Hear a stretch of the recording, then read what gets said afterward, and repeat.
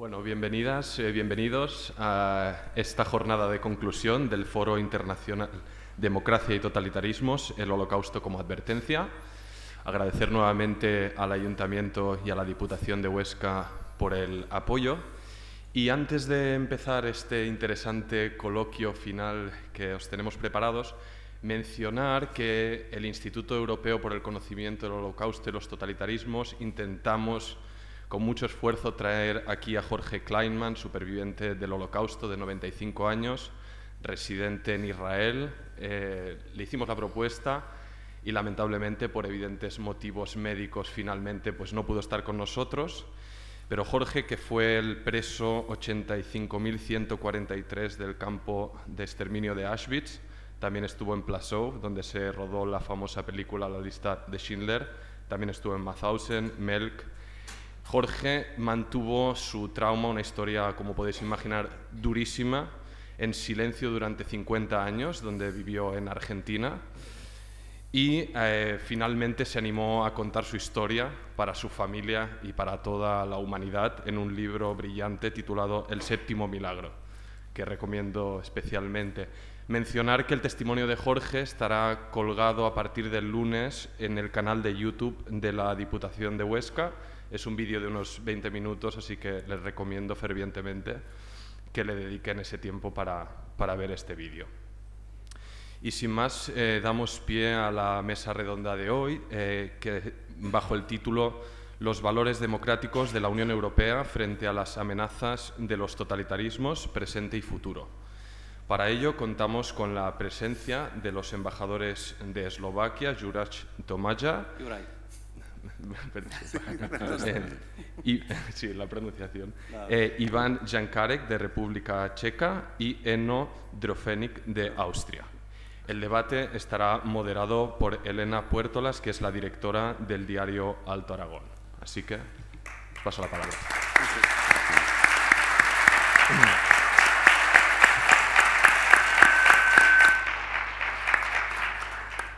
Bueno, muchísimas gracias a todos por su asistencia. Yo creo que el debate que vamos a tener esta tarde es un privilegio poder contar con tres embajadores que nos puedan hablar precisamente de ese presente y ese futuro en Europa, ¿no?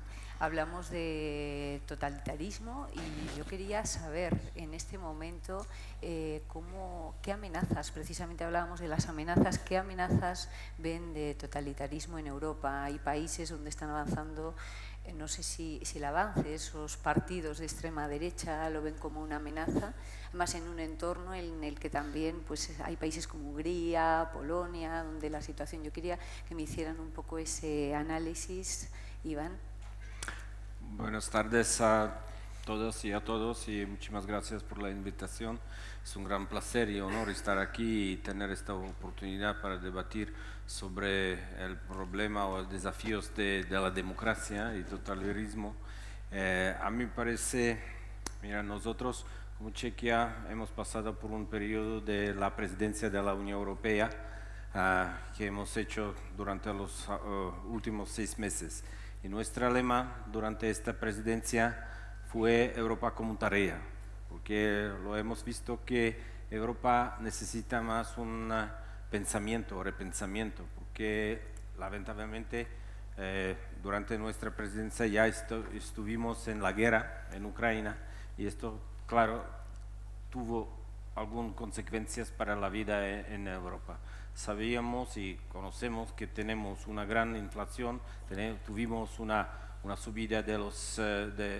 no sabíamos cómo será el problema del suministro de las energías, sabemos que hay problemas con los suministros de los alimentos, sabíamos que hay un ataque brutal de la Rusia contra Ucrania y esto ha sido un ámbito para que crecen los nuevos movimientos en Europa. Yo creo que en Europa no estamos en el punto de una amenaza de totalitarismo, pero creo que estamos en el peligro del populismo.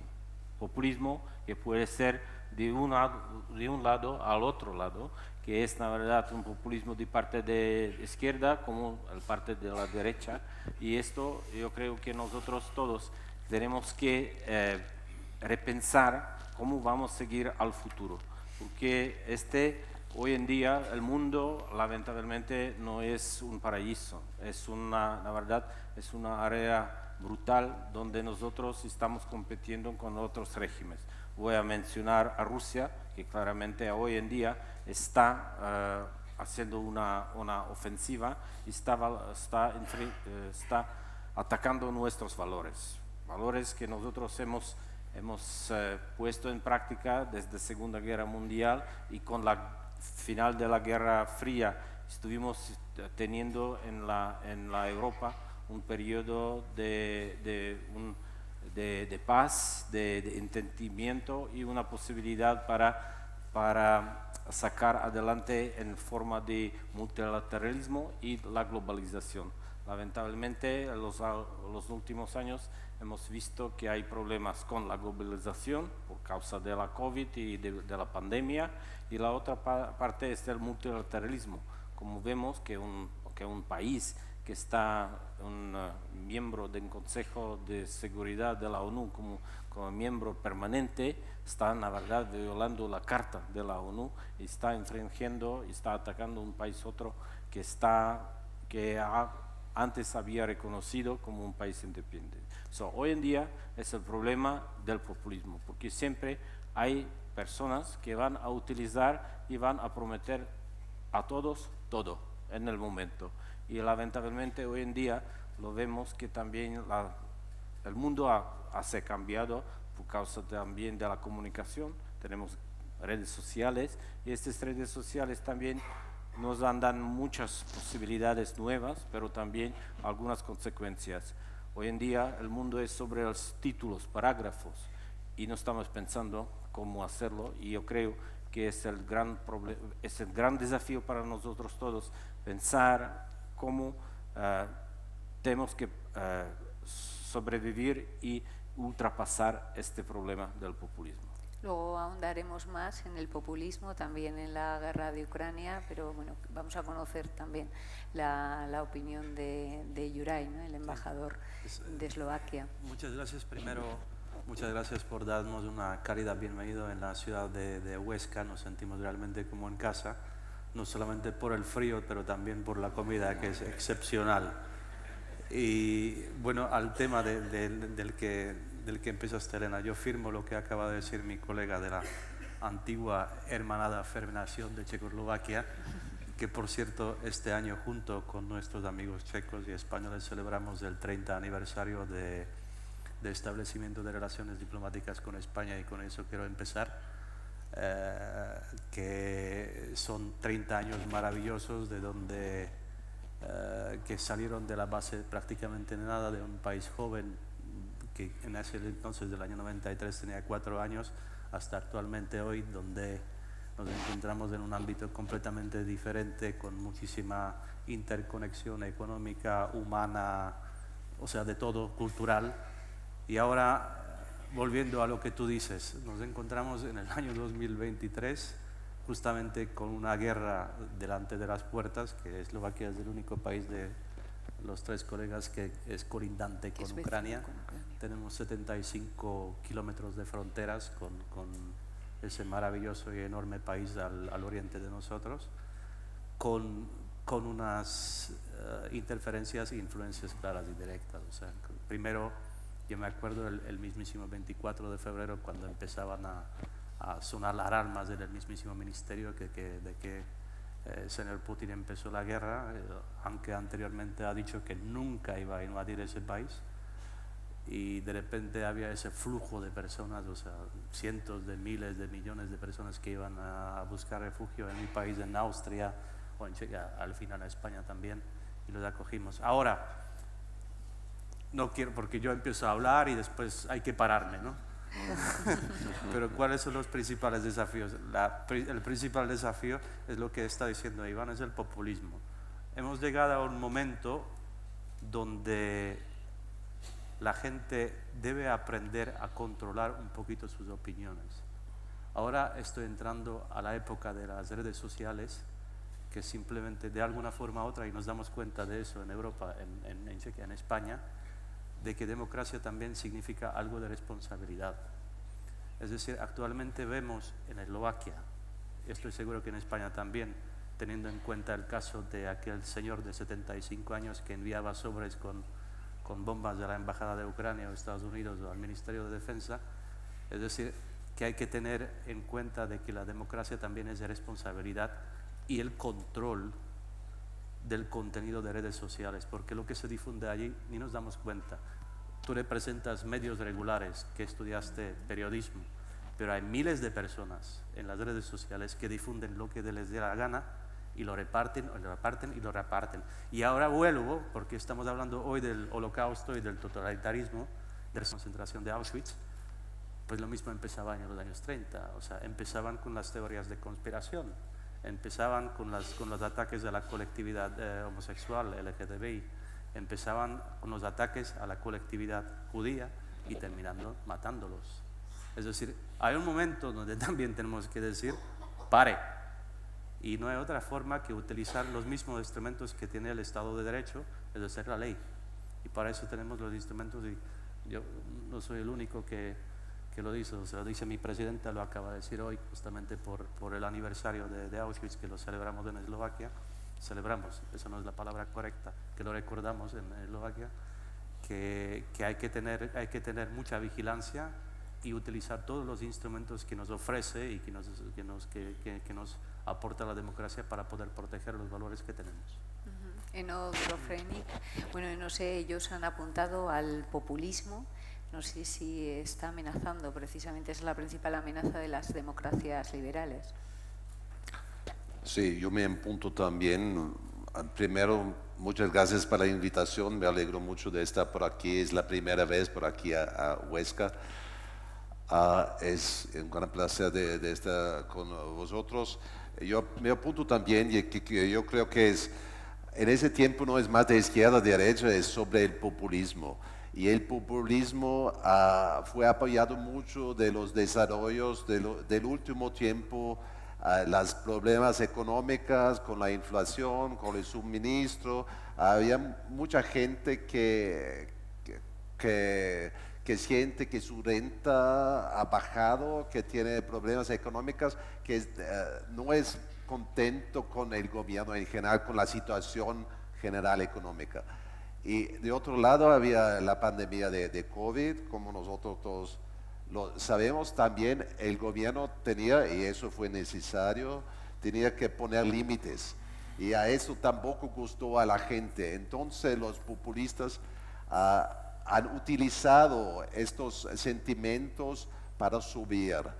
Pero en todo caso yo creo que al final el populismo tiene sus límites.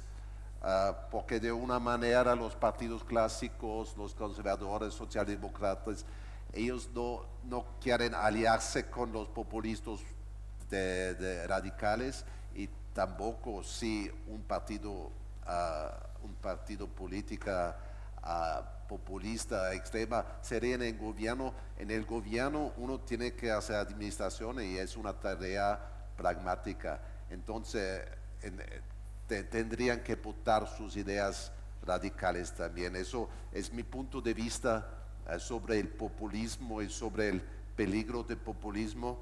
Y hoy día es un día importante, es el día de memoria de Holocausto.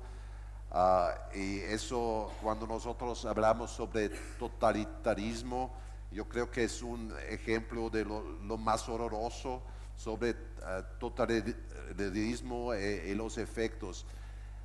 Y la respuesta es el humanismo.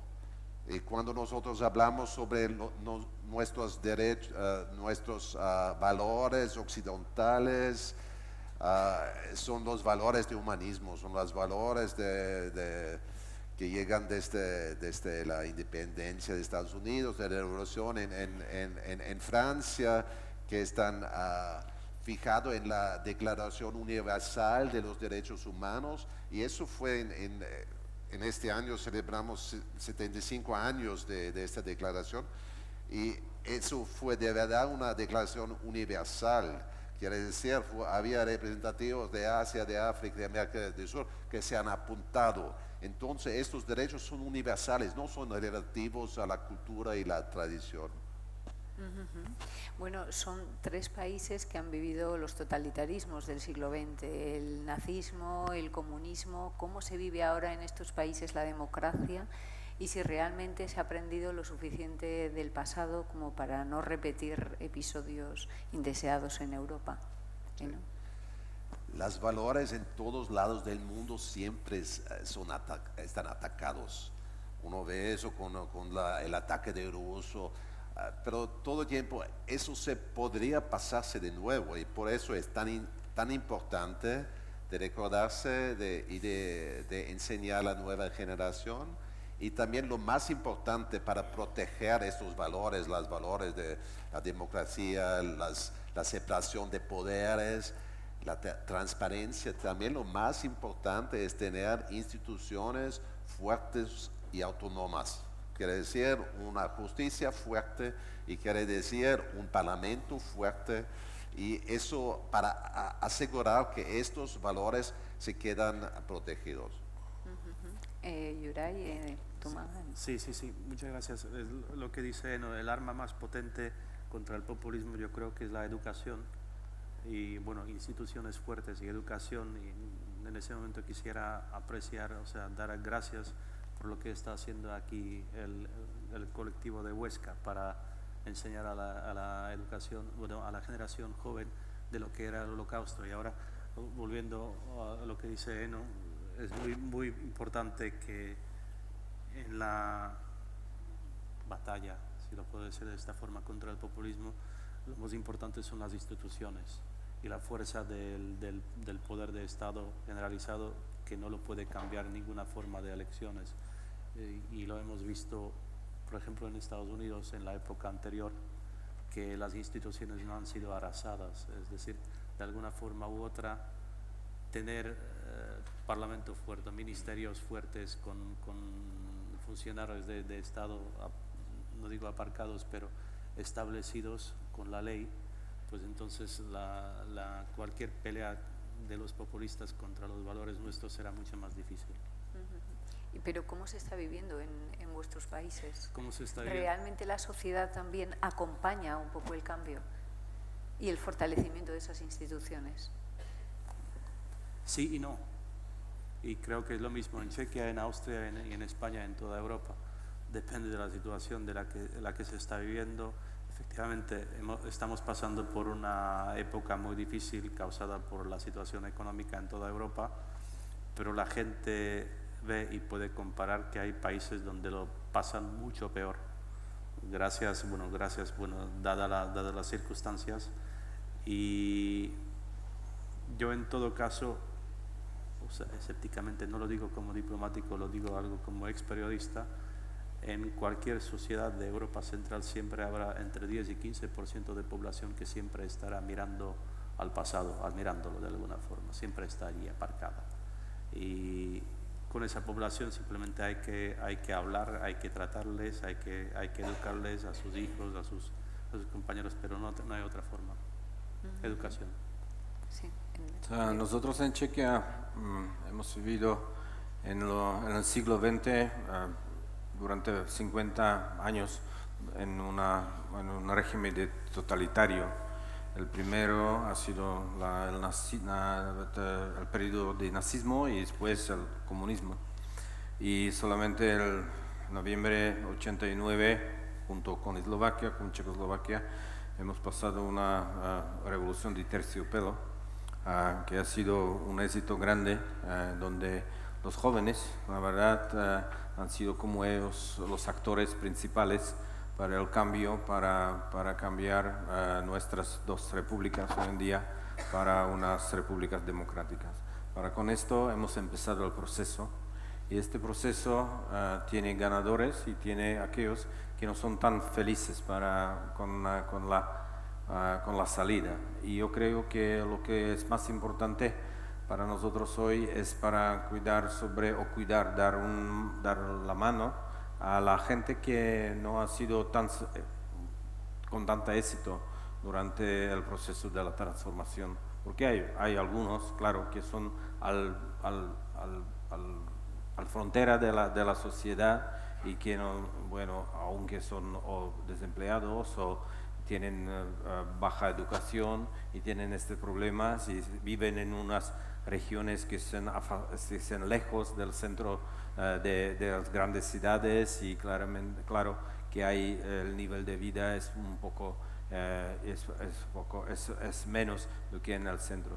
Por eso yo creo que nosotros en Chequia tenemos que cuidar mucho sobre toda la sociedad, no solamente aquellos que vemos que son buenos.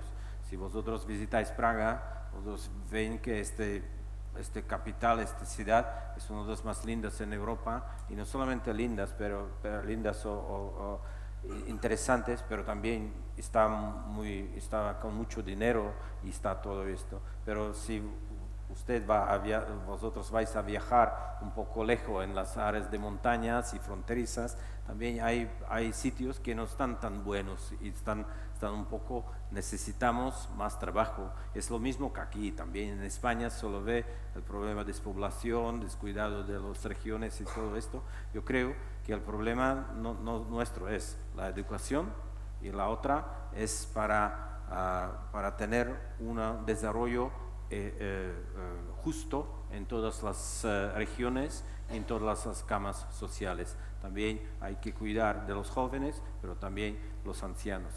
Bueno, yo quería preguntarles también en todo este contexto qué papel juega la Unión Europea, que a veces parece que siempre está luchando, ¿no?, para fortalecerse. ¿Qué fisuras aprecian en la Unión Europea y cómo se podría fortalecer esa unidad? Bueno, para nosotros el camino europeo ha empezado en las plazas de nuestras ciudades en noviembre de 89, cuando nosotros con las llaves, cuando estábamos campanados diciendo que ya está al final del régimen comunismo, el lema más importante para nosotros era volvemos a Europa. Esto ha sido un gran camino para nosotros. Hemos pasado esto durante 15 años, cuando entramos primero en la OTAN y después a la Unión Europea. Y bueno, para nosotros es Unión Europea y la OTAN son dos organizaciones donde nosotros tenemos un ancor para nuestra pertenencia al mundo occidental, al mundo europeo, al mundo que para este mundo es importante los valores que compartimos con nosotros todos, humanos, democracia y todo esto. Pero yo creo que esto es para nosotros, pero también nosotros, especialmente Chequia, creo que vemos también que hay algunos desafíos en la Unión Europea. Es una demasiada burocracia, es una regulación, separación de los poderes, un alejamiento del poder democrático en Bruselas y esto. Hay también corrupción también en algunas áreas, pero al final la mayoría de la población lo ve como un acto muy importante en nuestra vida y como un ancor para nuestra sociedad. Sin embargo, son euroescépticos, ¿no? Bueno, no son euroescépticos, yo voy a decir que nosotros somos más eurorealistas, que es la verdad que no tenemos que tener siempre el cielo, siempre tiene que ser azul, pero algunas veces hay nubes, ¿no?, en el cielo. Por eso tenemos que ser realistas y ver cómo podemos mejorar el mundo europeo. Y el mundo europeo para nosotros todos es que tenemos que esforzarnos todos para mejorarlo, no solamente decir que el Bruselas ha decidido, que aquellos en Bruselas han decidido y nosotros tenemos que implementarlo. No, la verdad es nosotros somos como Estados miembros que tenemos esto, pero lamentablemente algunas veces los políticos hacen una decisión muy fácil, ¿no? Dicen yo nada, Bruselas, ¿no? Por eso yo creo que tenemos también tener esta responsabilidad que tú has dicho, Juraj, que nosotros tenemos que contar que también tener una responsabilidad democrática para también desarrollar el proyecto europeo, porque al final si nosotros como Estados miembros y la Unión Europea no vamos a avanzar juntos y unidos, vamos a ser debilitados en todo el mundo. El mundo es hoy diferente como ha sido 20 años atrás y como ha sido 50 años atrás. Yuray, Lo que quiero decir, bueno, estamos viviendo tenemos una suerte de vivir en la Unión Europea porque desde que se fundó esa institución enorme y bueno, muchas veces criticada, imperfecta, pero lo mejor que hemos inventado en este continente, pues desde aquel entonces hay paz en este continente. No hay ni guerra, ni roces, y queriendo o no, ese eje franco-alemán, o sea, donde se basa toda la cooperación europea, ha hecho que todo este continente de alguna forma u otra es próspero. Aunque nos quejamos de que los salarios para allá son mucho más bajos, de que esa región da más subvenciones, de que la patata de Galicia es mejor que la patata polaca, o sea, nosotros vamos a pelearnos, pero ese continente prospera. Y hay que darse en cuenta que eso, por ejemplo, para poder apreciar lo que tenemos, hay que viajar un poquito fuera. Por ejemplo, en Asia, después de la Segunda Guerra Mundial, no hubo ninguna integración entre Corea o Japón. En América del Sur, me mira el embajador argentino, no ha habido esa integración tan fuerte que ha habido en Europa. Y yo creo que de alguna forma u otra es un ejemplo para otros continentes de que se puede cooperar y convivir de una forma mucho mejor. Y lo aprecian sobre todo los jóvenes, no la generación mayor, pero jóvenes eslovacos y españoles que tienen ya otros valores, que viajan, que saben que es Erasmus, que pueden estudiar en Austria o en Eslovaquia, o eslovacos que van a disfrutar de universidades y playa en Málaga, o checos que también, o sea, son totalmente otros valores. Europa y la Unión Europea ha construido una casa de prosperidad en un mundo que se está moviendo para la izquierda o para la derecha. Y lo que está ocurriendo en Ucrania es un hello, good morning, levántense, que aquí al lado de la Unión Europea todavía hay tensiones. Y gracias a Dios, con el precio que están pagando los ucranianos, nos hemos dado cuenta lo unidos que somos. Y no solamente en el marco de la OTAN, pero de la Unión Europea.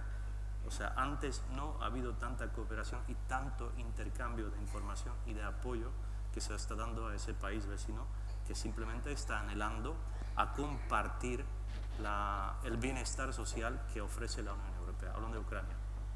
Y también un ejemplo que estamos dando a países balcánicos, que siempre, claro, vamos a estar quejándonos de que algún día u otro se moverán nuestras fábricas a países de Balcanes occidentales o a Ucrania. Es el debate que está pasando también en Eslovaquia. Pero al fin y al cabo, la prosperidad se comparte, y cuando se comparte, al fin y al cabo se eleva. Es decir, que la Unión Europea es un arma enorme que tenemos y tenemos que saber utilizarlo a lo máximo. Es un arma contra los populismos. Contra los populismos. Desde Austria, ¿cuál es la visión de la Unión Europea? Yo lo veo también en una manera muy positiva la influencia de la Unión Europea promoviendo los valores. Cuando nosotros hablamos sobre las instituciones de justicia y todo eso, este enfoque de la Unión también en los países adentro de la Unión, y también todas las iniciativas que la Unión da a los otros países que se acercan y un día podrían ser socios. Eso es una iniciativa muy grande de mejorar sus instituciones, de fortalecer las instituciones, y también la relación de la Unión con el resto del mundo. Como decimos, la Unión es un soft power solamente, pero un soft power muy grande. Somos yo creo, la Unión da los apoyos para el desarrollo de un tamaño inmenso. Y, por ejemplo, como Austria, nosotros hemos entrado en la Unión en 1995 y nos hemos beneficiado mucho de la Unión Europea y del mercado común. bueno, creen que está lo suficientemente fuerte como para hacer frente a esos populismos, tanto los que surgen en el interior de Europa como en el resto del mundo. Sí, cuando la Unión demuestra una debilidad, aparentemente muchas veces es así que los socios no están frenando a la Comisión, a la Unión. Y después culpan la Unión de no hacer cosas que antes fue frenado para ellos mismos. Eso se pasa, pero de echar la culpa a la Comisión y a la Unión de no hacer bastante contra los populistas, yo no creo que eso sería justo. Es un poco lo que apuntaba antes Iván Janzarek, ¿no? Yo quería también preguntarles cómo están viviendo, porque al principio ha sido inevitable, ¿no?, que hicieran esas referencias a Ucrania y a Rusia, cómo están viviendo desde los respectivos países la guerra de Ucrania. Bueno, para nosotros no somos un país vecino de Ucrania, pero hay 400 kilómetros que nos diferencian de las fronteras de Ucrania. En el inicio de la guerra, 24 la verdad, no voy a decir que se pueden oír los ataques de misiles que Rusia han atacado algunas ciudades en las fronteras del oeste de Ucrania, pero lo que hemos vivido es que ha dicho aquí a Juraj, que la verdad el flujo de los refugiados ha empezado a venir en los grandes números. Nosotros antes de la guerra ya estábamos con una minoría de ucranianos, 100.000 y pico de las personas que trabajaban, que estaban, y al pico del año pasado estuvimos con 400 personas que la verdad han venido a Chequia para buscar un refugio o una tranquilidad sobre la guerra. Y la verdad, si lo comparemos, nosotros somos un país de 10 millones, es casi 4% de la población, y la mayoría de los refugiados han sido las mujeres y los niños hasta 18 años, y es totalmente diferente de la otra inmigración. Por eso ha sido en todo el año 2022 ha sido un gran apoyo a la Ucrania, no solamente en este aspecto humanitario, pero nosotros, vamos a decir, en el punto de vista militar también, como bueno, hemos compartido una historia soviética, vamos a decir, también nuestros almacenamientos del suministro militar ha sido un poco comparable con la de Ucrania. Lo hemos enviado todo a Ucrania. La verdad, vosotros sabéis que hay un gran debate sobre el suministro de los tanques de los países de Alemania, de tanque, pero nosotros dos países hemos entregado todos los tanques hace 6 meses, ¿no? Para nosotros este debate ha sido un poco artificial, porque lo que pasa es, la verdad, el tanque, si Ucrania tiene que defenderse contra los tanques rusos, tiene que defenderse también con los tanques, y nosotros ya no tenemos los tanques porque hemos enviado todos los tanques nuestros. Eso ha sido un paquete militar, pero también diplomático y financiero, que durante la presidencia checa nosotros también hemos conseguido para todos miembros de los Estados Unidos para apoyar un paquete financiero para financiar a Ucrania en su lucha, porque es claro que Ucrania puede seguir luchando solo con apoyo de la Europa, de la Unión Europea, porque claro, con los Estados Unidos es más militarmente, pero económicamente depende de nosotros. Y esto es claro que nosotros tenemos que explicarlo también a nuestra sociedad, y en Chequia hasta hoy el apoyo a Ucrania estamos contando en los números 70-80% que lo ven del punto de vista muy favorable, y especialmente teniendo en cuenta nuestra historia. En Eslovaquia, aparte de compartir la frontera, también ese pasado comunista también. ¿Cómo se está viviendo? Estamos, claro, yo creo que todo el mundo actualmente sigue lo que está pasando en el frente. Lo que pasa es que no todo el mundo se da cuenta realmente las enormes distancias que tiene Ucrania. Es un país enorme. Hay que darse en cuenta que el frente actual tiene casi 3.000 kilómetros. Eso es enorme. O sea, ahora nosotros estamos hablando aquí de enviar 7 tanques Leopard, de allí 4 Leopard, no sé qué, 5 buses, no sé cuántos extraños. Pero la realidad es que ucranianos pelean como leones con lo que tienen.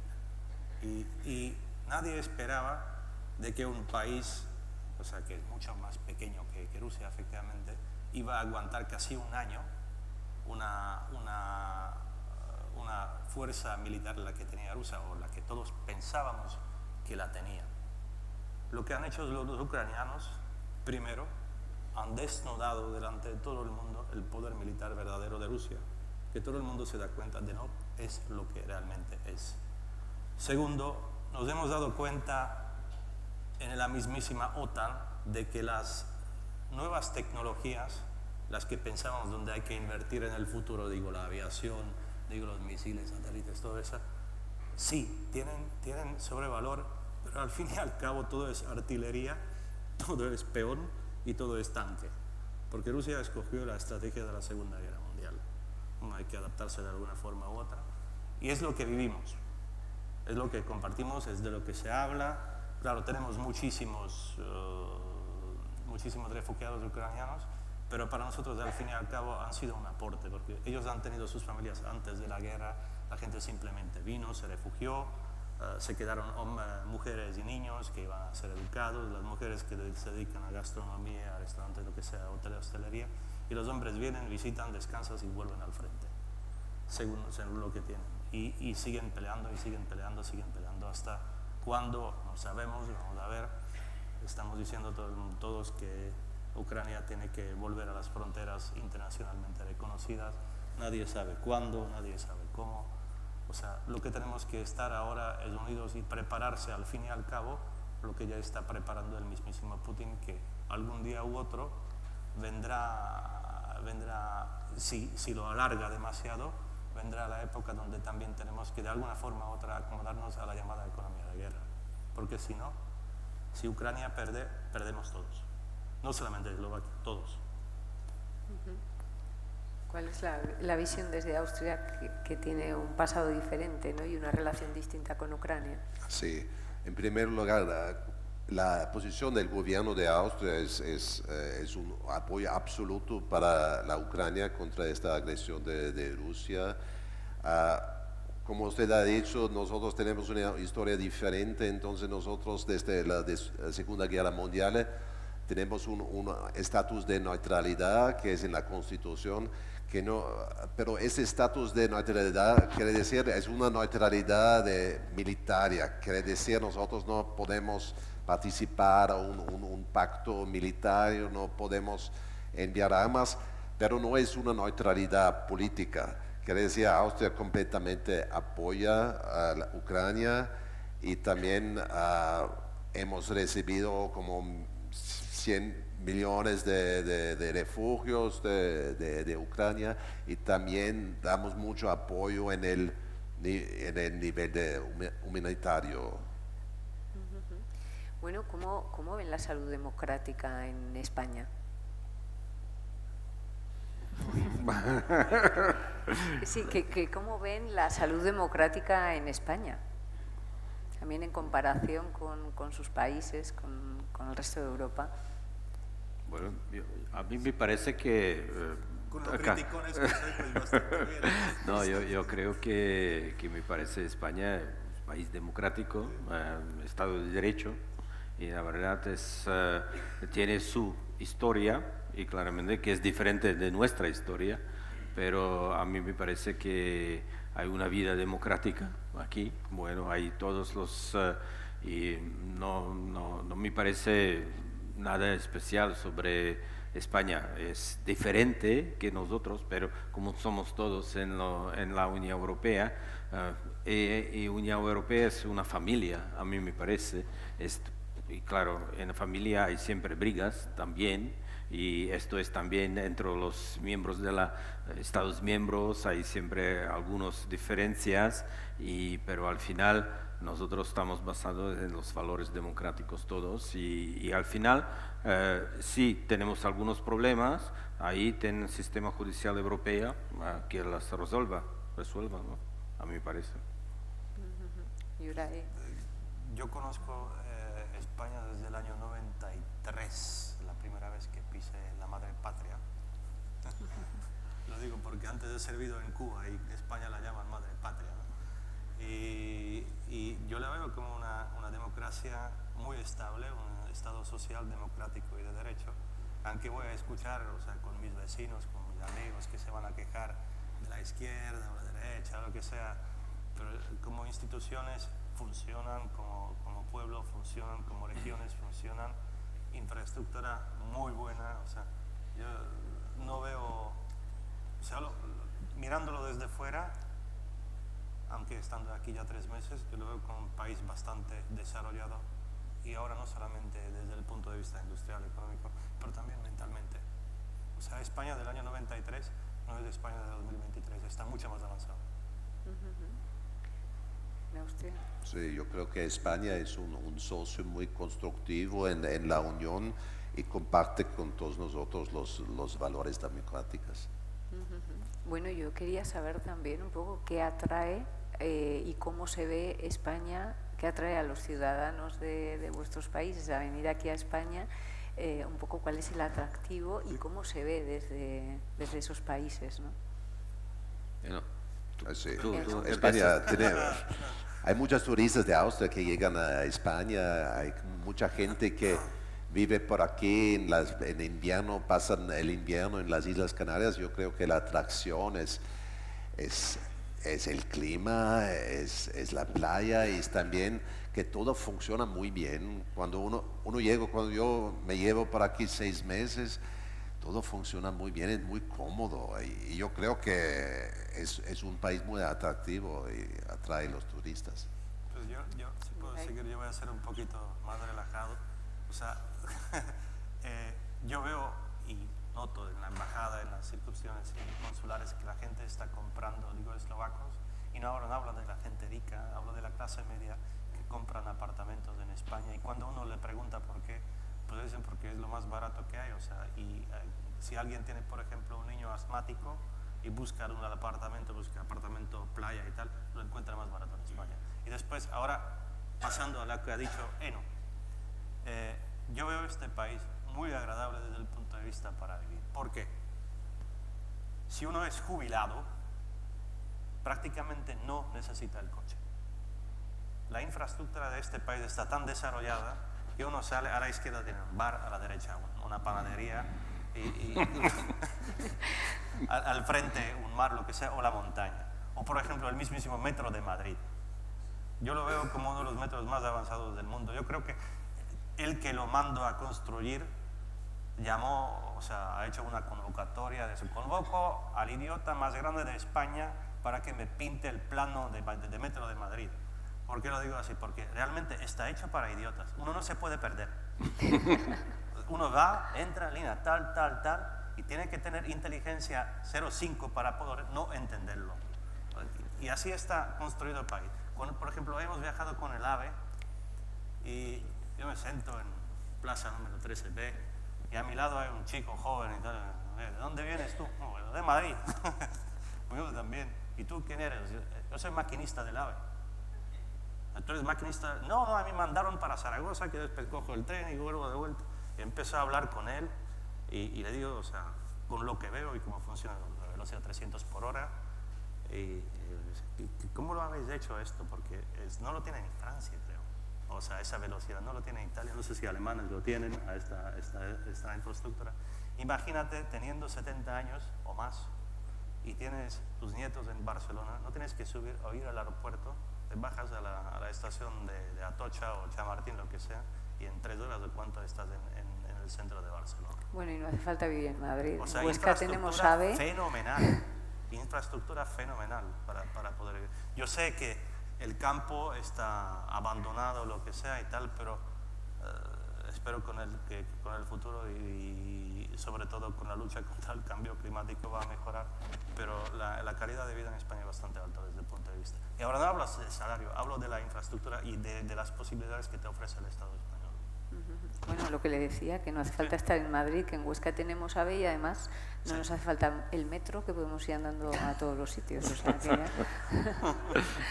Bueno. Yo creo que vosotros no necesitáis aquí el metro, ¿no? Ahí en Huesca, pero bueno, a mí, bueno, yo estoy aquí 4 años y pico y la verdad estoy acabando mi periodo como un diplomático aquí en España y la verdad cuando llegué aquí estaba un poco con una visión de España un poco diferente, porque claro, cuando yo leí algunos libros de nuestros escritores sobre España, ha sido más como un país un poco diferente, la verdad, un poco religioso, un poco de las cosas antiguas, tradicionales y todo esto. Y me sorprendió mucho como España es un país muy flexible y que se adapta al nuevo mundo. Y la verdad se ha cambiado mucho.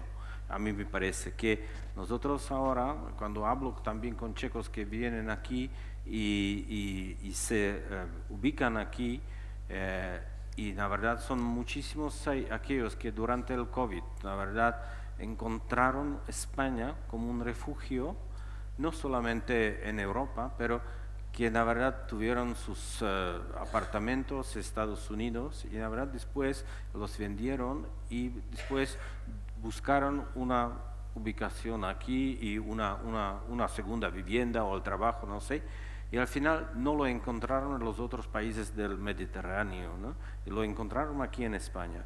Y me han dicho, nos parece que España es un país mediterráneo, pero también es un país centroeuropeo o alemán, la verdad, porque aquí se trabaja mucho y la verdad se trabaja de la manera que es no solamente que cuando se dice que un encuentro se realizará en esta fecha, la verdad se realizará y no hay problemas y todo esto. La verdad hay esta posición de los españoles para cumplir la palabra como es, pero vosotros lo hacéis con mucho ánimo y uno se siente aquí como en la casa y esto, la verdad, algunas veces esto falta un poco en el centro europeo, en el norte de Europa, donde nosotros vivimos más isolados como estos. Ahí se habla mucho, se come bien, pero algunas veces demasiado ruido, yo creo. Eso es una cosa que yo voy a decir, que algunas veces incomoda, pero al final yo creo que el país es fantástico y no solo Madrid. Yo creo que yo he tenido la oportunidad de ver muchas ciudades de España y regiones, aunque hay problemas, despoblación, claro, hay problemas con nivel social, pero al final yo creo que España tiene este poder atractivo que atraer a la gente, no solamente de América del Sur, pero también de otros países, y la gente quiere venir. Esto significa que España tiene este soft power, este poder para atraer a la gente, y lo único que deseo a España es utilizar el potencial de la gente que puede residir aquí. Bueno, hemos hablado de presente y de futuro, que es lo que nos tocaba, pero para hablar de presente y de futuro yo creo que también es importante mirar al pasado y además por eso están aquí, ¿no? Los embajadores de estos 3 países, porque estamos aquí para recordar, ¿no?, que el Holocausto nos puede servir de advertencia, ¿no? Entonces vamos a echar un poco esa mirada atrás. Y yo quería que nos dijeran, ¿no?, un poco con ese pasado histórico que tienen, con los totalitarismos del siglo XX, cuál es un poco la lección que no se nos debe olvidar, porque eso es importante para encarar el futuro. Iván. Bueno, yo creo que nosotros dos compartimos la historia del siglo XX, ha sido Checoslovaquia, pero yo creo que nosotros tenemos dos experiencias y son diferentes, la verdad. La primera es la del Acuerdo de Múnich de septiembre de 38, cuando Checoslovaquia, antigua Checoslovaquia, ha sido una víctima de un acuerdo pacificador entre los grandes poderes de Europa, entre Alemania, Italia, Francia y Inglaterra, Reino Unido. La verdad, donde ellos, aunque Inglaterra y Francia fueron nuestros aliados, han negociado sin nosotros, sobre nosotros. Y la verdad, han sacado un acuerdo que nosotros tenemos que ceder un tercio parte de la territorio de Checoslovaquia. Y eso, yo creo, y esto se hizo por causa de ganar la paz. Y sabemos todos que historia nos dio como ejemplo. Dentro de un año, menos de un año, se empezó Segunda Guerra Mundial, el 1 de septiembre de 39, y la verdad solamente lo malo no puede ceder al malo, tienes que enfrentarlo. Lo más antes lo enfrentas, lo mejor es y menos costes para esto. Y la segunda es 68, cuando nosotros estuvimos ya como Checoslovaquia y como una primavera de Praga, hemos intentado vivir una sociedad como un humanismo, como un socialismo con una cara humana, pero lamentablemente ha sido sufocada con las tropas soviéticas, y esto también, y nosotros estuvimos dentro del grupo de los países socialistas y comunistas, y estuvimos, bueno, también sin aliados, y esto demuestra que la verdad también tiene que enfrentar lo malo, el mal, pero también buscar buenos aliados y estar de acuerdo con ellos, y siempre, si ellos necesitan ayuda, darles esta ayuda también. Yuray, Tomada. Estoy pensando cómo responderlo correctamente, pero esa frase famosa, la que firmamos todos actualmente y sobre todo hoy, es que el que no conoce a su propia historia está condenado a vivirla de nuevo, ¿no? Eslovaquia tuvo una horrible experiencia del holocausto, de la colectividad, de los 140.000 judíos que vivían antes de la guerra, se quedaron solamente 20.000, de los cuales 15.000 después de la guerra se fueron a fundar el Estado de Israel, bueno, consecutivamente, y por ese motivo actualmente en Israel tenemos casi más de, creo que son 40 o 50.000 pasaportes. Pero lo que yo aprecio muchísimo de que justamente en España hay, y en esta ciudad maravillosa de Huesca, hay tendencias y hay voluntad e iniciativas para poder conocer lo que realmente ha pasado. Son historias enormes, que la puede decir cualquier... Bueno, yo tengo 46 años, pero he oído historias de mis abuelos que le pueden comentar historias de otros, por ejemplo, de mi mismo pueblo, en el norte de Eslovaquia, donde había, creo, 5 familias judías, no se quedó nadie. Ni cero, ni ceniza, nada. De otros pueblos, hay una región muy conocida que se llama Liptauer, Liptovský Mikuláš, donde había una colectividad, creo que de 8.000 judíos, no sé qué, creo que se quedaron 2 o 3 personas. Uno de ellos, por ejemplo, ha sido el fundador de la famosa marca de alquiler de vehículos Hertz, que es de allí. O sea, son historias terribles y hay que enseñarlas a las generaciones jóvenes para que sepan dónde realmente pueden terminar las teorías de conspiración. Y lo que acaba de decir Iván, efectivamente, la Mitteleuropa famosa ha vivido tantas guerras hasta el año 45, 68, 89, tantas turbulencias políticas, que podemos darle gracias a Dios que desde aquel entonces, y gracias a la Unión Europea, eso no se repite y no tiene base para repetirlo. Pero tenemos que hacer todo lo posible para que los jóvenes no nos caigan en tentación de creer en tonterías que realmente están esparcidas por las incontrolables redes sociales. Bueno, ¿cuál es esa lección, digamos, que tiene que quedar de lo que se ha vivido en Austria? En 1938 Hitler ha ocupado Austria, lo ha ocupado con la amenaza de utilizar fuerza, la ha ocupado y después de la guerra Austria fue considerado como la primera víctima de Nazi Germany. Y eso, pero después de algunos décadas, eso, no sé, casi años han pasado, en los años 80 ha empezado un cambio como los austríacos se ven y se ven su papel que tenían sus padres en ese tiempo.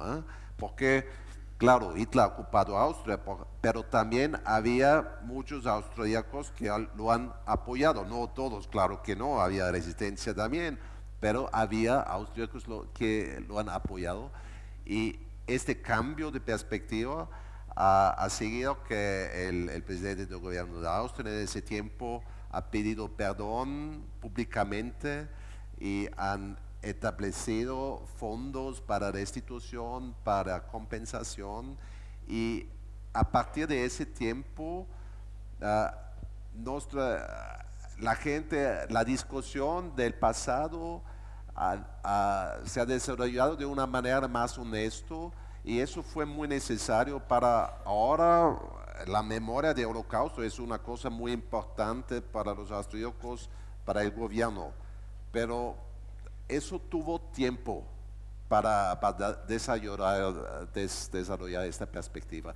Yo creo que eso es la lección de Austria, que uno tiene que enfrentarse con el pasado, pero eso toma tiempo de vez en cuando.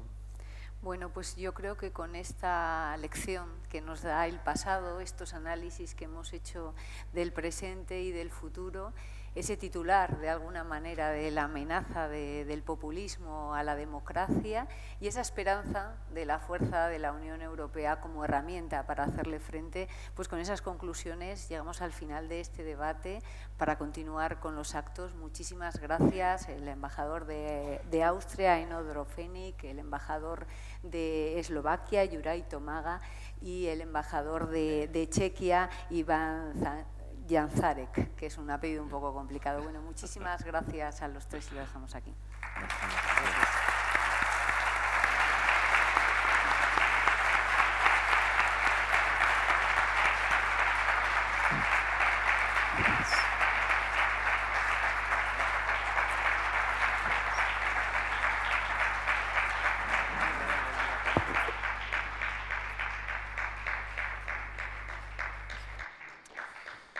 Bien, a continuación vamos a presentar los premios Cooperación y Valores Democráticos y también un premio gestado durante el desarrollo de este foro titulado Premio Presidente Raúl Alfonsín, y para ello quiero invitar a Jesús Inglada, director del Consejo Rector del Instituto Europeo por el Conocimiento del Holocausto y los Totalitarismos.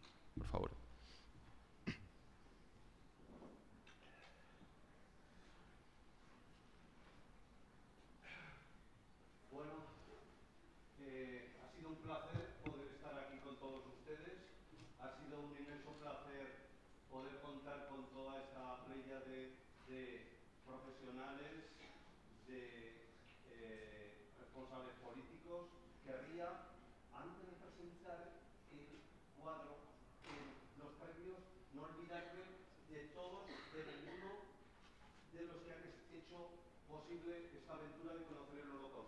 Empezando donde tengo a mi amigo Ofer, aquí, ha desaparecido. El joven presentador es un periodista nacido en Haifa, en Israel, y que vive a caballo entre Barcelona y Haifa y Israel. Colaborador del diario La Vanguardia, de La Razón. Tuvimos también la suerte de contar con la directora del Centro Checo, Hanna Polizkova. Chequia se ha convertido casi en nuestros planes, en nuestro proyecto educativo Conocer el Holocausto, Historia, Memoria e Imágenes, se ha convertido en nuestra segunda casa. Y entonces les estamos muy agradecidos, por ejemplo. Bien, seguimos y tuvimos la suerte de conocer algo muy desconocido, incluso en los ámbitos académicos, como es el Holocausto de los gitanos, gracias a un profesor que dirige el memorial de 2 campos de concentración para judíos, el campo de Jodonín y el campo de Leti. Es Radovan Kroski, un apellido también difícil de pronunciar, que hizo un estudio, una presentación maravillosa. Bien, por supuesto, el gran centro de la memoria del Holocausto es Yad Vashem, como todos ustedes saben, en Jerusalén. Pues tuvimos el privilegio y la suerte de contar con el mayor especialista del Holocausto, una persona, Abraham Milgram, que ha consagrado 30 años de su vida en todas las facetas del Yad Vashem, como educador, como investigador, como director, y Abraham Milgram hizo una brillantísima exposición sobre judíos salvando a judíos, pero tenía otra que la tenemos en cartera y querríamos hacerla rápidamente algún día, que es sobre los diplomáticos. Por eso es tan importante la presencia de los diplomáticos. Veo que no hay tiempo y el secretario de Estado me va a castigar. Bien, entonces, Abraham Milgram, tuvimos el privilegio también de contar con nosotros, con todos ustedes, al embajador de Argentina, Ricardo Alfonsín, un hombre, en fin, todo coraje, toda humanidad, que habló sobre la transición a la democracia en su país, un tema tan complejo. Y hoy hemos tenido el inmenso placer de poder contar con esta representación de estos países tan vitales para conocer el devenir de la democracia y del futuro, como son los embajadores de Chequia, de Eslovaquia y de Austria.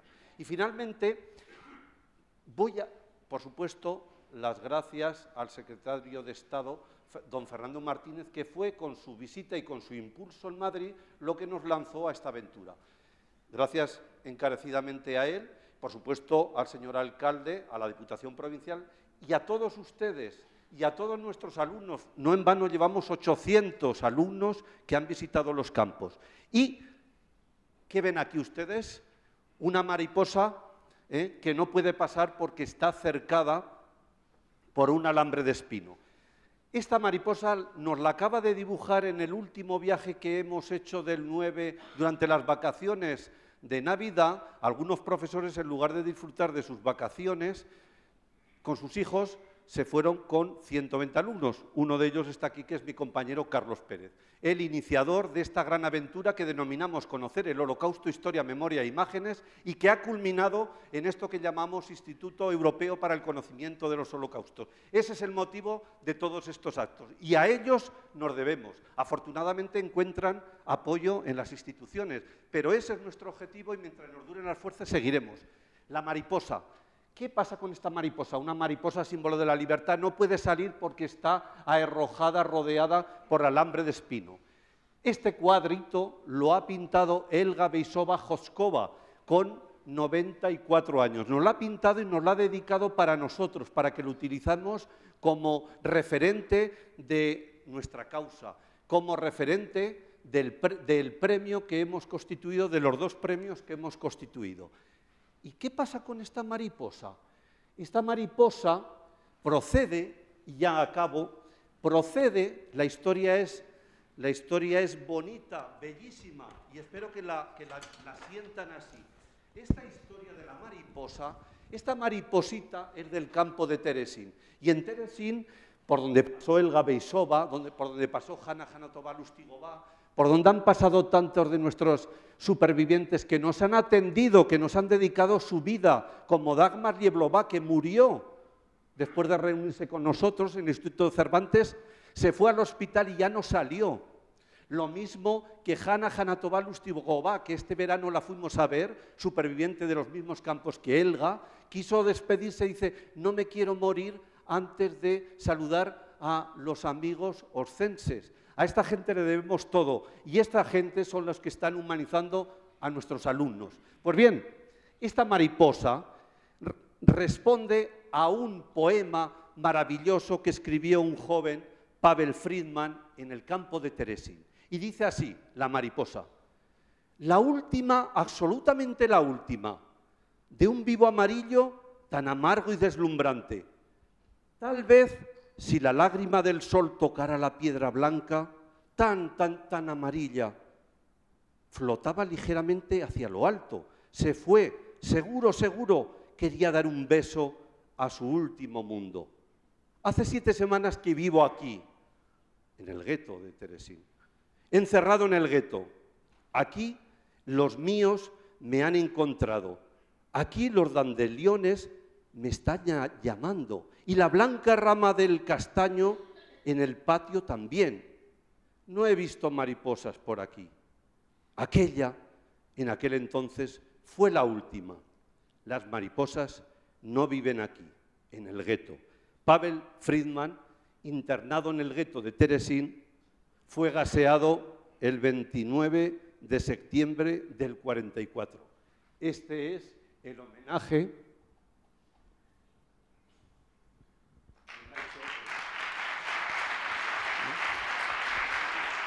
y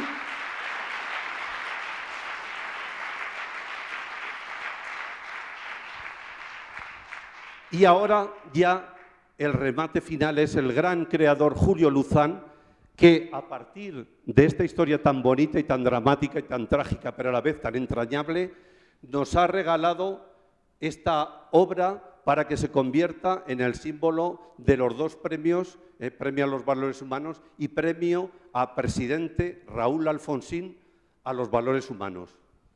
¿Julio está por aquí? ¿Dónde está Julio? Un aplauso.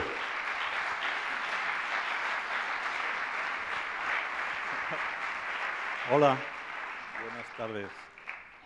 Bueno, lo ha contado todo, él, y además me parece estupendo. Os voy a poner un poco, lo único que hicimos es intentar, en muy poco tiempo, respetar absolutamente, porque me parece que así debía ser, con lo cual la creatividad es sencillamente una pequeña interpretación de este dibujo. Tiene tanta fuerza que es suficiente. Yo lo único que he hecho ha sido el poder rodearlo. Ahí se ve, aquí se rodea, nada más. Y bueno, es un poco una técnica, extraemos las líneas o las líneas que tienen más fuerza, las que acaban de dibujar, que me parecía. Y vamos quitando para dar volumen. Y vamos generando después extrusiones y volumen. Es una operación sencilla, pero según la vas haciendo te impresiona porque conoces un poco la historia. Me parece una historia tremenda, pero fantástica, y la fuerza es increíble. Y luego hay una cosa que sí he añadido, porque de siempre he tenido una sensación. Cuando veía los documentales, las cosas en blanco y negro, siempre lo que más me llamaba la atención eran las vías del tren.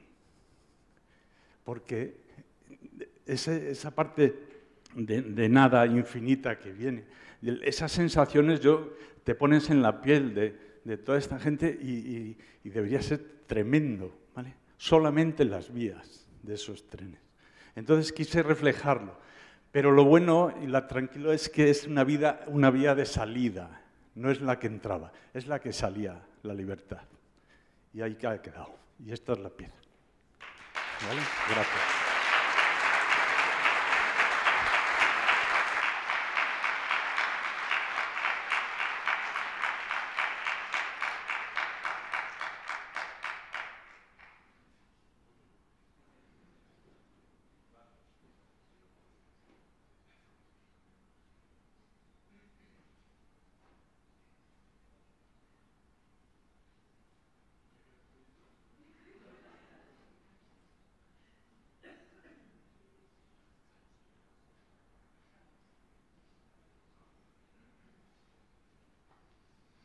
Disculpen. Como clausura del evento invitamos, por favor, a subir al escenario a la vicepresidenta de la Diputación, Elisa Sancho Rodellar, al alcalde de Huesca, Luis Felipe, Carlos Pérez Vázquez, del Instituto Europeo, y al secretario de Estado de Memoria Democrática, Fernando Martínez López.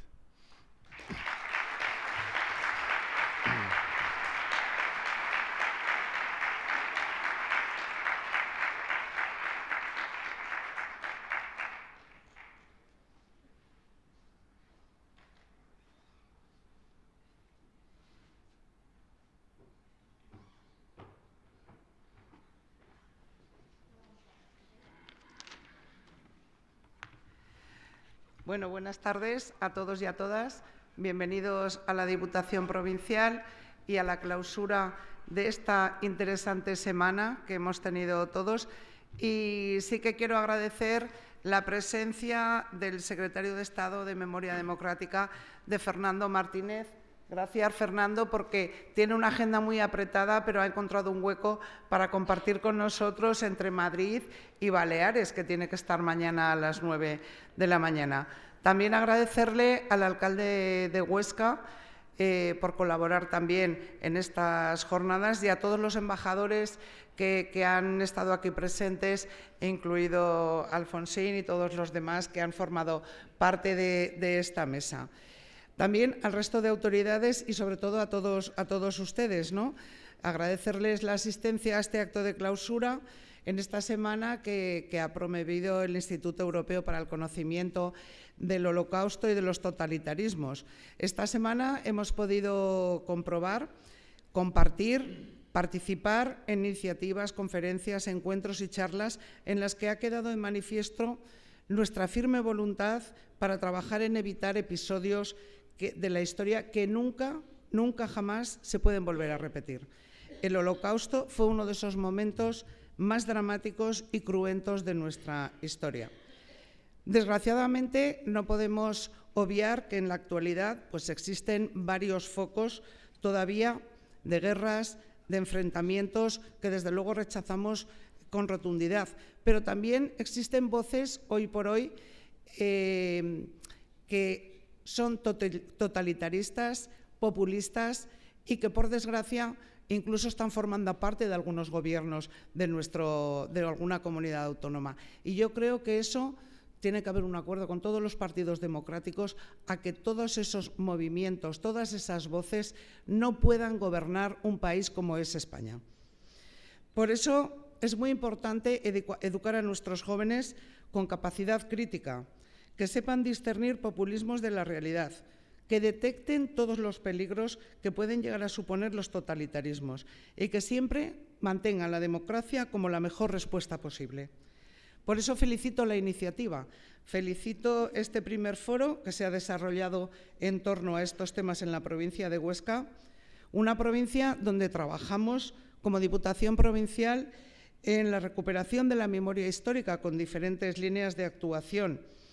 Tenemos ayudas para estudiar y divulgar la guerra civil u otros episodios de nuestra historia, así como sus consecuencias, o las ayudas para un acto que tuvo lugar de homenaje a las 26 personas asesinadas en Angüés y que no tenían un descanso, que estaban en una fosa común. Entonces, fueron enterrados dignamente en el cementerio con unas pruebas de ADN y cada uno se pudo identificar. Quiero agradecerle también al secretario de Estado de Memoria Democrática que participó y colaboró junto con el Ayuntamiento de Huesca en este acto de dignificación de las víctimas.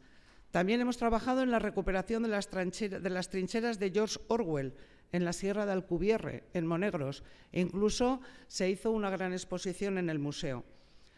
Y no olvidamos tampoco otras actuaciones, otras muestras, otras exposiciones, como la que se refería al legado de Ramón J. Sender. Fue una gran exposición con muchísimo éxito en Madrid, que incluso se prorrogó, tuvo lugar o se realizó en el Instituto Cervantes. Quiero agradecer a Luis García Montero, a su presidente. Quiero agradecer también a Fernando Martínez, que colaboramos conjuntamente y que fue una gran exposición en la cual se conoció la figura de Sender, pero a la par también se conoció nuestra provincia. Y bueno, seguiremos realizando más acciones en esta línea y confiando en poder reencontrarnos con ustedes en alguno de estos espacios y sobre todo en una lucha común que es la democracia que es la salvaguarda de un país como España. Muchas gracias.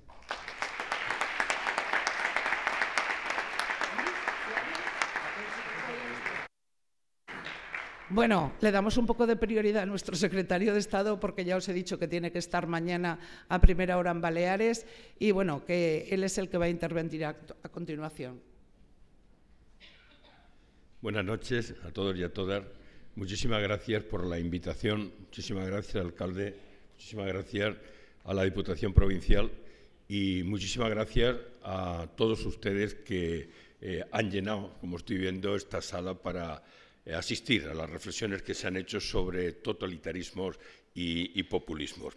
Es un placer volver a juntarse, a ver aquí, a juntarse con viejos conocidos, como el embajador de Argentina, con el que he tenido la oportunidad de hablar mucho de estas cosas, de Argentina, de España, también el embajador de Austria, que he tenido la posibilidad de hablar también de todas las cuestiones del Holocausto y de Mauthausen, de Gusen, esos campos fundamentalmente españoles que hay en sus países, donde hubo mayor número de españoles que llevaron a los campos de exterminio nazi, y ha sido un placer escucharles a todos, al embajador también de Chequia y al embajador de Eslovaquia.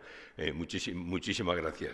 Y un placer, lógicamente, estar con vosotros. Os puedo decir sinceramente que cuando estuvieron hace un mes y medio, los profesores y los representantes del instituto a verme allí a Moncloa, la verdad es que me quedé entusiasmado con la labor que hacen en relación con la educación, en relación con dar a conocer en los institutos, dar a conocer a los alumnos lo que fueron los holocaustos, ¿no? Así es que me quedé prendado de la magnífica labor. Me parece que es una labor que hay que extender por toda España y precisamente que sea Huesca la que lo esté desarrollando. Lo único que tengo que daros es las gracias. De verdad, sois un ejemplo a seguir en toda España y desde luego es un ejemplo que nosotros vamos a potenciar porque realmente es una labor impresionante. Impresionante fundamentalmente porque se plantea el conocimiento de qué es lo que pasó. Es importantísimo conocer la verdad de lo que pasó para que nunca más se vuelva a repetir. Ese nunca más que sale con mucha fuerza de los campos de exterminio nazi en los supervivientes, diciendo que esto nunca más vuelva a repetirse, darlo a conocer a todo el mundo, cuando el silencio era el elemento clave que estaba en esas sociedades, ¿no? Ese nunca más que luego se va a recoger precisamente en Argentina, en el informe Sábato, para saber qué es lo que ocurrió en la Argentina con las dictaduras militares. Ese nunca más, que realmente ante todos los procesos de totalitarismo, de neofascismo, de populismo, que en estos momentos están emergiendo tristemente en Europa, posiblemente haya que decir hoy más que nunca. Hoy más que nunca tenemos que estar alerta. Y tenemos que estar alerta porque estamos asistiendo a que esos totalitarismos, esos planteamientos neofascistas empiezan, como bien decía la vicepresidenta de la Diputación, empiezan a estar en las instituciones. Y desde luego yo creo que los embajadores han reiterado algo que para mí es fundamental. Frente al totalitarismo, frente al populismo, democracia. Frente al totalitarismo, frente al populismo, valores democráticos, principios democráticos. Ese es el elemento que ancla nada más y nada menos que en los derechos humanos, en los planteamientos humanitarios. Y eso es nada más y nada menos el elemento que tiene que guiarnos a la hora de nuestras prácticas políticas a los que estamos ejerciendo la vida política en este momento, pero fundamentalmente al conjunto de la ciudadanía. Hoy se celebra el 78 aniversario de la liberación del campo de Auschwitz-Birkenau, cuando llegaron las tropas y los liberaron a todos los que en ese momento estaban en el campo, vivían, se encontraron montañas de cadáveres, gente famélica, gente que realmente no sabían si los que llegaron les iban a liberar o no los iban a liberar. Hoy, precisamente, en el Senado hemos hecho un acto muy potente en el que hemos recordado precisamente el Holocausto. Hemos recordado los 6 millones de judíos que pasaron por los campos de exterminio. ¿Y por qué pasan por los campos de exterminio? ¿Por qué el planteamiento antisemita? ¿Por qué? Esa idea de respetar al otro, esa idea de respetar las distintas religiones, la diversidad, es algo fundamental que ancla en esos principios y en esos valores de la democracia. frente a todo tipo de totalitarismo, lo dice la Ley de Memoria Democrática que acabamos de aprobar y que acaba de promulgarse en las Cortes Generales. Frente a esos planteamientos, evidentemente, yo vuelvo a reiterarlo, democracia. Y atención, estar alerta.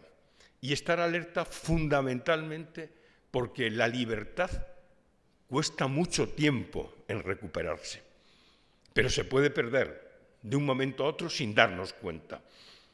Por eso me parece que es fundamental el tema de la educación.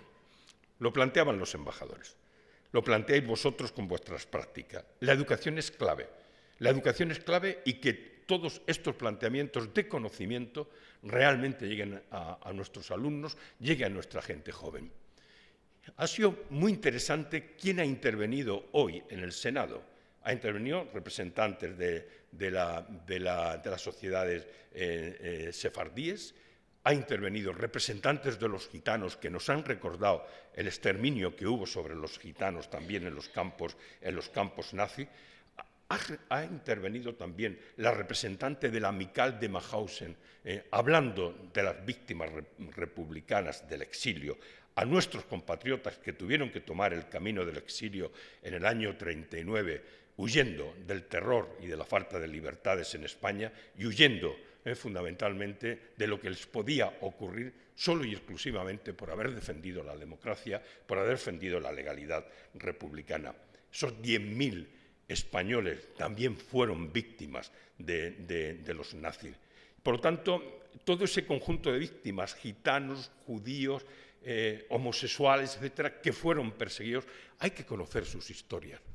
Y precisamente lo que estamos haciendo desde la Secretaría de Estado de Memoria Democrática es que se conozca, en este caso, qué es lo que ocurrió en España. ¿Y qué es lo que ocurrió en España? Que se conozca en la escuela. Eso es algo fundamental. También planteamos justicia, también planteamos reparaciones, pero fundamentalmente planteamos algo que los principios, del derecho humanitario nos ponen de relieve permanentemente, las garantías de no repetición.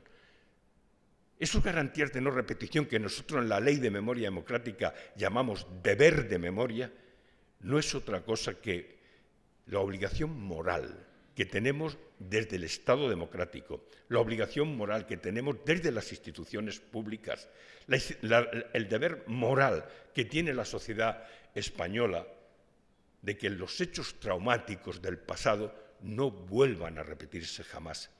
Y para eso no hay otra cosa que la educación, el que la gente joven lo conozca. Por eso en la Ley de Memoria Democrática, en el marco del deber de la memoria, tenemos un interés muy preciso, muy concreto, que es que la memoria entre en la escuela, que la memoria del Holocausto entre en la escuela y va a entrar el año que viene en la escuela, va a entrar en la enseñanza secundaria obligatoria y va a entrar en el bachillerato ya. La historia del Holocausto y la historia del Holocausto dentro de lo que es una gran asignatura de carácter general que hay en el bachillerato. Y la memoria concreta de lo que ocurrió en nuestro país entra directamente en la ESO, pero fundamentalmente en el bachillerato.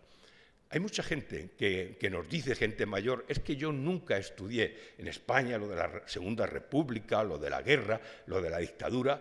Ahí no llegábamos. Se estudiaban otras cosas, pero ahí no llegábamos. Y claro, no se llegaba porque las asignaturas hoy de la historia de España y del bachillerato empiezan a tapuerca. Y si empiezan a tapuerca, ¿cómo va a llegar hasta la actualidad? Imposible. Pero esto ya, desde el Gobierno de España, lo hemos reformado. Han aparecido ya los decretos de enseñanzas mínimas en los que, clara y abiertamente, la historia de España de bachillerato empieza a las Cortes de Cádiz, 1812, hasta la actualidad. Y se va a conocer todo. Y se va a conocer profundamente qué pasó con el Holocausto. Y se va a conocer perfectamente qué le pasó a las víctimas, a todas las víctimas. Unas víctimas fueron reparadas, fueron homenajeadas a lo largo de 40 años, pero mientras tanto las otras víctimas fueron criminalizadas, fueron estigmatizadas y fueron invisibilizadas y muchas todavía quedan en fosas comunes. Esa es la tarea que tenemos desde el Gobierno de España, el conocimiento de la verdad, la reparación y la justicia y esas garantías de que no se repitan los hechos traumáticos del pasado. Pues eso se va a conocer en la escuela y tareas tan importantes como la que estáis haciendo aquí son fundamentales.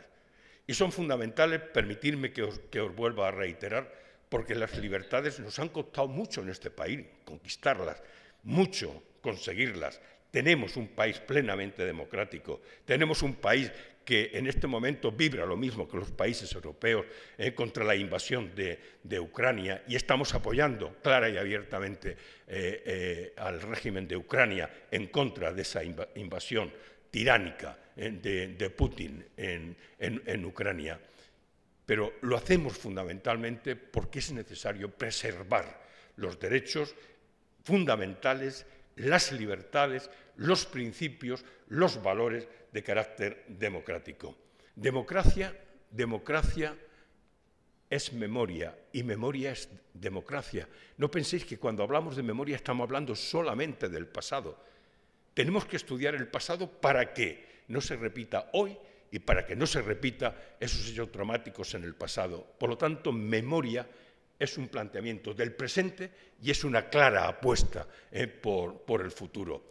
Así es que os tengo que dejar, me gustaría contaros muchas cosas, hacer unas cuantas reflexiones más, pero muchísimas gracias, delegada, por estar con nosotros, muchísimas gracias a los embajadores, que seguiremos en contacto para seguir hablando de estas cuestiones, y a vosotros. Es decir, sois un ejemplo ahora mismo de cómo hay que hacer en la escuela para que se extienda ese conocimiento de la verdad y que nunca más. Y ahora más que nunca estemos alerta frente a totalitarismos, neofascismos y populismos. Buenas noches y muchas gracias.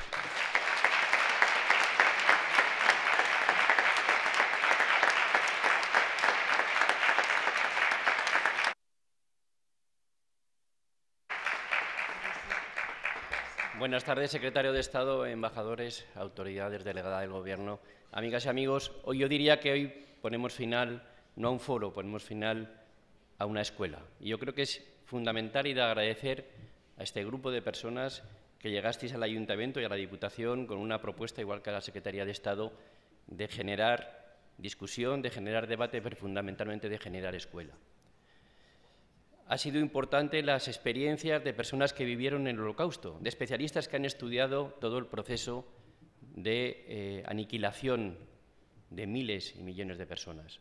Y es importante la figura de los embajadores esta tarde aquí, porque los embajadores representan a los Estados y donde hay un elemento fundamental de barrera a los totalitarismos está en los Estados-nación. Por lo tanto, la presencia aquí de los embajadores no es una presencia de ocurrencia, es una presencia necesaria para abordar esta escuela en favor de la democracia y de las libertades.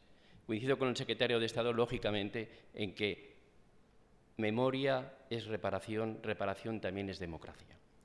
Yo, cuando se habla de los peligros de la democracia, señalaría tres aspectos importantes en esos peligros de la democracia y en esos peligros también de la memoria. Uno primero son los populismos, en los que no me voy a extender porque ya han sido suficientemente debatidos. Respuestas sencillas a problemas complejos, respuestas sencillas a lo que la gente quiere escuchar. Eso es un peligro absoluto, porque cuando estás al frente de las instituciones nunca hay respuestas sencillas. En segundo lugar, hay otro aspecto importante y se ha planteado también aquí, es el sectarismo. El sectarismo. Hay personas que se consideran miembros de la verdad absoluta y no hay verdades absolutas. Las verdades hay que construirlas poco a poco. Y en tercer lugar también decir que todo esto solo nos puede llevar a favorecer las democracias y sobre todo favorecer la convivencia democrática. Solo nos puede llevar a eso. Un debate donde se intenta anteponer unas ideas a otras, desde ese supremacismo moral que a veces también existe en los discursos y en los debates, es también un alto riesgo para la democracia. Por lo tanto, recuerdo, no olvido, pedagogía social para no volver a repetir los errores que la historia nos evidencia permanentemente, y lo hagamos desde la humildad de los planteamientos. La convivencia es humildad. Y estoy convencido que si lo hacemos así, habrá mariposas en los campos porque no habrá guetos. Muchas gracias y felicidades.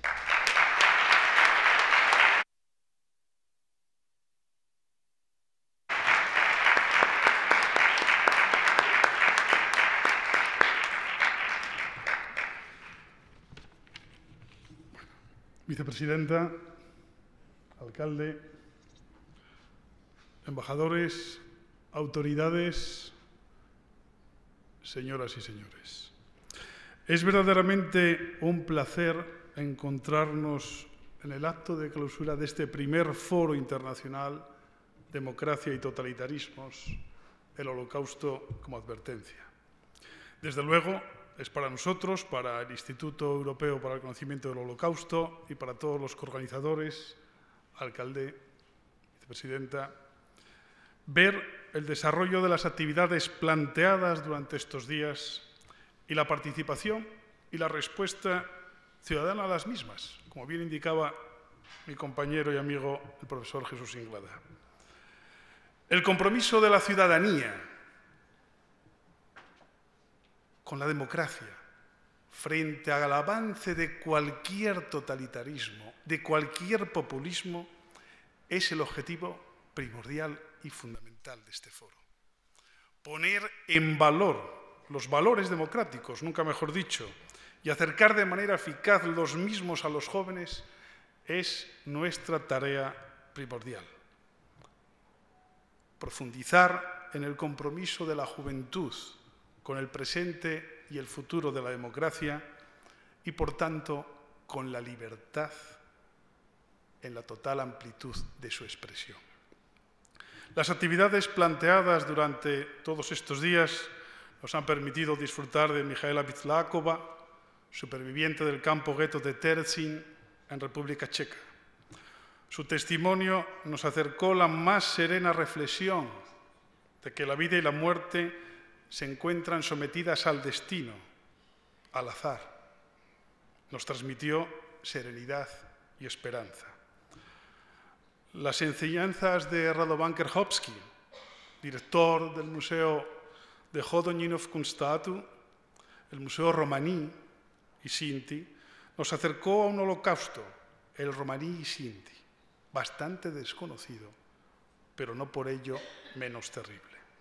El profesor Milgram, aquí presente con nosotros, nos dejó con la esperanza de que entre las semillas del mal siempre queda un espacio para creer en el ser humano, el humanismo que bien indicaba el embajador austriaco.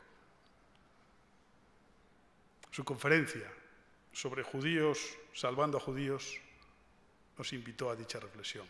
Gracias, profesor. Inauguramos el espacio Iberoamérica con el embajador Ricardo Alfonsín. Su conferencia sobre la transición democrática en Argentina, vigorosa y llena de fuerza, nos alertó sobre la necesidad de hacer una política directa no apoyada en populismos. Jamás. La democracia no gobierna, embajador. Seguir a la idea y no al hombre, como bien indicaba su padre, el presidente Raúl Alfonsín. Inauguramos hoy, en el acto de clausura, el Espacio Europa con los embajadores de Austria, República Checa y Eslovaquia. La alerta frente al populismo, de nuevo, y teniendo en la educación, en la base de la educación, la tarea fundamental que nos ocupa a toda la ciudadanía para evitar cualquier avance de los mismos. Quiero recordar también que inauguramos, conjuntamente con la Cámara de Comercio e Industria de la ciudad de Huesca y con la organización CEOSEPYME, el programa Conexiones, en este caso con la presencia de Argentina. Un ejemplo más de que la educación, la cultura y la empresa pueden y deben entenderse para crecer y construir. Cuando hace 9 años iniciamos con mi querido amigo, el profesor Jesús Inglada, el proyecto educativo Conocer el Holocausto, Historia, Memoria e Imágenes, lo iniciamos conscientes de la necesidad de mostrar a los jóvenes oscenses, nuestros estudiantes, casi 800, tras más de 10 ediciones realizadas, un periodo complejo de la historia de la humanidad, evidentemente, como es el Holocausto, pero también consideramos que era muy importante profundizar en la formación humana de nuestros jóvenes y que entiendan que cualquier error nos hace ser irremediablemente horribles como seres.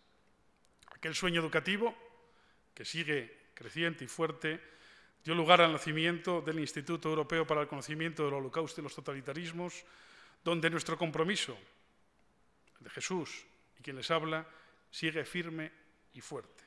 No puedo dejar pasar la ocasión de expresar mi profundo agradecimiento a todo nuestro equipo, amigos y colaboradores.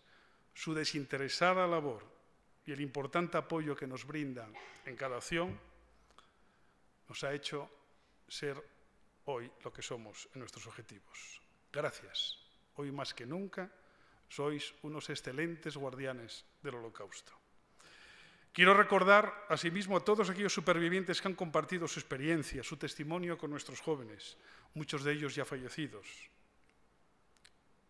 Helga Huskova-Veisova, Dagmar Livlova, Hanna Hanatova Lustigova, Irena Smundna, Vicente García Riestra, Virgilio Peña, Tomás Radil, Sofía Radikowska, María Dolezalova, Karol Tendera, Mijaela Vitlakova.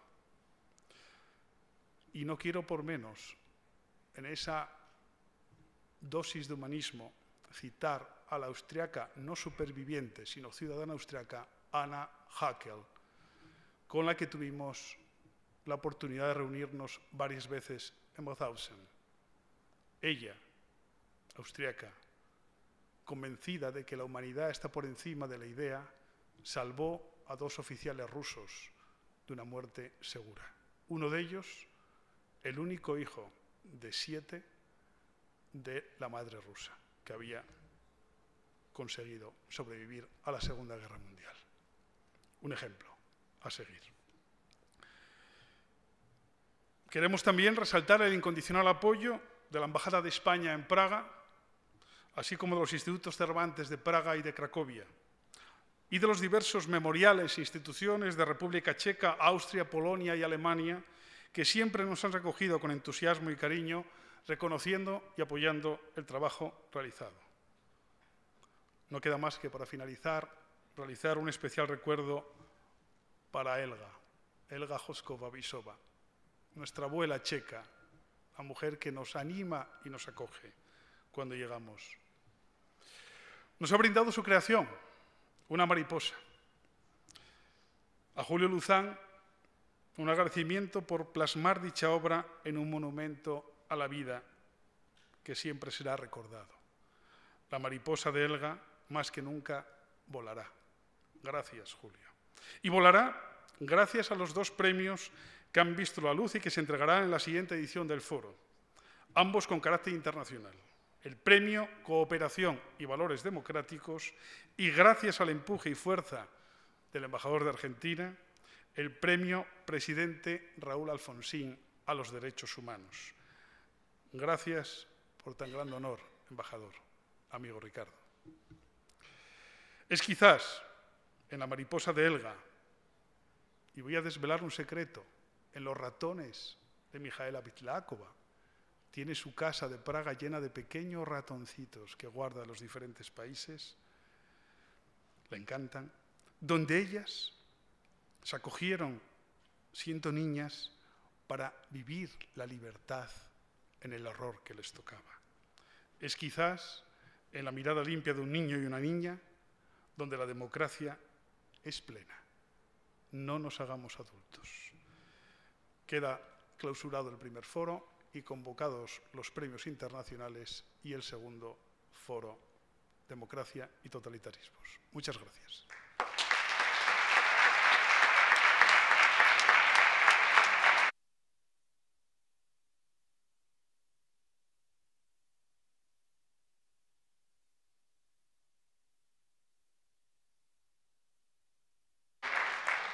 Invito a subir a los señores embajadores, a Julio Luzán, a Jesús Inglada y al profesor Abraham Milgram al estrado, por favor.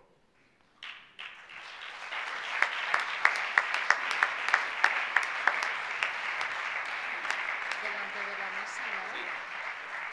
Vamos delante de la mesa.